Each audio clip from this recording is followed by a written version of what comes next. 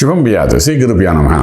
కన్యా రాశి వారికి జూన్ 1వ తారీఖు నుండి 15వ తారీఖు వరకు ఏ విధంగా ఉన్న విషయాన్ని మనం విశేషం తెలుసుకోవడం ప్రయత్నం చేద్దాం.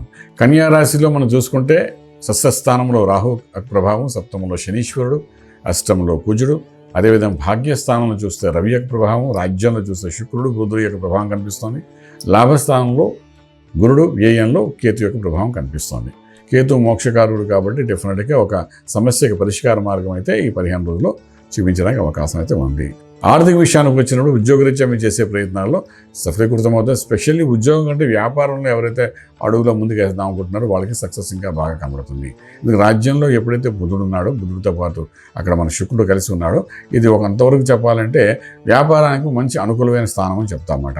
సో డెఫినెట్గా వ్యాపార రీత్యా ఒక అడుగు ముందు వేయడానికి ప్రయత్నం చేయగలిగితే సక్సెస్ఫుల్ అవుతుంది. ఉద్యోగ రీత్యా కూడా ఉన్న ఉద్యోగంలో మంచి ప్రమోషన్స్ కానీ, ఇంక్రిమెంట్స్ కానీ, మేనేజ్మెంట్ నుండి ఒక స్కాలర్ లాగా రావడం కానీ ఇలాంటివన్నీ కూడా జరిగే అవకాశాలు కనబడుతున్నాయి. అలాగే వ్యాపారంలో కూడా కొత్త వ్యాపారాలు ఆరంభించండి. ఫుడ్ ఇండస్ట్రీకి అనుకోండి, అగ్రికల్చర్ అనుకోండి, ఆర్గానిక్ అనుకోండి, మిల్క్ ప్రొడక్ట్ అనుకోండి, ఏదైనప్పటికీ వ్యాపారాన్ని కానీ మీరు చేసుకుంటూ ముందుకు వెళ్ళడానికి చేసే ఎక్స్టెన్షన్ ఆఫ్ ది బిజినెస్ అనేది ఈ 15 రోజుల్లో చేసుకోగలిగితే చాలా బాగుంటుంది. దానికి కావాల్సిన అగ్రిమెంట్స్ రాసుకోవచ్చు. ఇంపోర్ట్ ఎక్స్పోర్ట్ వ్యాపారాలు చాలా అనుకూలంగా ఉన్నాయి. విద్యార్థులు చదువుకోవడానికి విదేశాలకు వెళ్ళే వాళ్ళకి కొంచెం అనుకూలమైన వాతావరణం కనబడుతోంది. విదేశాల్లో చదువుకుంటున్న విద్యార్థులకి మాత్రం ఉద్యోగరీత్యా అద్భుతమైన ఫలితాలు ఈ 15 రోజుల్లో కనబడుతున్నాయి. అలాగే విదేశాలకు వెళ్ళి సెటిల్ అయిపోవాలి అనుకున్న వాళ్ళకి మాత్రం కొంచెం అనుకూలత తక్కువగా ఉందని చెప్పగలుగుతాం. ఓకే, తర్వాత మీరు ట్రేడింగ్ చేసేటప్పుడు లక్కీ నెంబర్ 6 మీకు పాజిటివ్గా కనబడుతుంది.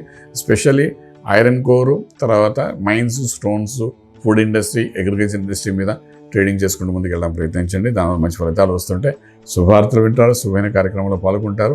వివాహము, గృహప్రవేశం, శంకుస్థాపన ఇటువంటి కార్యక్రమాలనే కాకుండా విశేషంగా కొన్ని మీడియేటర్గా ఉండి కొన్ని సత్ఫలితాలు ఇవ్వడానికి కూడా సంపూర్ణ అవకాశాలు బాగా కనబడుతున్నాయి.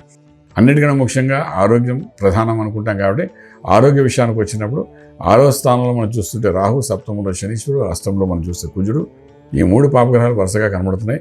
ఆరోగ్యం స్థానంలో 6, ఆయుష్ స్థానంలో మనకి ఇక్కడ కుజుడు కనిపిస్తున్నాడు.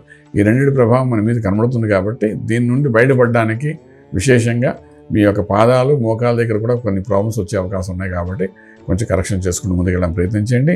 అలాగే సుబ్రహ్మణ్యేశ్వర స్వామి ఆరాధన చేయండి, అభిషేకం చేయండి, స్తోత్రం చదువుకోండి, ఏదైనా చేసి స్వామివారి యొక్క అనుగ్రహం పొందడానికి ప్రయత్నించండి. దానివల్ల కొంతవరకు రిజల్ట్ ఓరియంటెడ్ గాను మీ హెల్త్ ఇష్యూస్లోని క్లియరెన్స్ వచ్చే అవకాశాలు ఉంటాయి. రాజమార్గంలో రాజ్యం పొందగలుగుతారు. శుభం బియాదు.